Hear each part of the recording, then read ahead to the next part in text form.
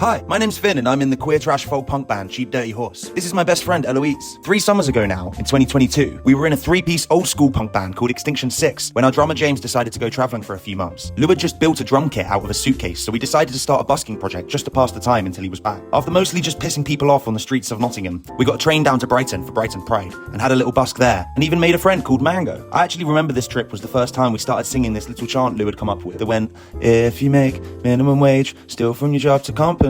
When our drummer James came back, we were having far too much fun with Cheap Dirty Horse to even consider going back to Extinction 6, and we'd been asked to come to some open mics off the back of busking, and then been offered some gigs off the back of the open mics, so we needed a band. We've had a number of drummers and bassists now over the years, and Ellen and Amy actually joined on drums and bass too, originally just filling in for a gig or two. But then because we loved having them around so much, we had to find creative ways to keep them around. So Ellen picked up an accordion, and Amy picked up a banjo, and suddenly we'd gone from being a 2-piece to a 6-piece. A year or so later, after that first Brighton Pride visit, in the summer of 2023, Eloise wrote the first verse of our song, On the Rock, and that silly little "if you make minimum wage" chant became the chorus. We were fucking jazzed on the song, but we had no idea anyone else would give a fuck. It turns out it was the perfect song to piss a lot of people off and connect with a lot of others. It went a little bit viral, and suddenly we'd gone from nobody knowing who we were to having a tiny little niche audience. This allowed us to go on our first tour in the summer of 2024, and we decided to start it in Nottingham for Nottingham Pride and end it in Brighton for Brighton Pride. We sold the event out, although, to be fair, the venue was tiny and we'd asked so many bands to play, there was only about 20 tickets left to sell by the time everyone performing was in the venue. This year, on August 2nd, 2025, we hosted our second Brighton Pride event, or our third if you include the busking. The lineup was amazing, as you can see here, and we also had speeches from groups like Trans Kids Deserve Better and Young Musicians for Palestine. It was at the Hope and Ruin, and the capacity was 150. And not only did we sell it out and have to turn people away all day, but we raised £816.9 for these groups of young activists. We want to say thank you so much to everyone who performed, donated, gave a speech, or came down to the show. Fuck corporate pride, and we'll see you next year.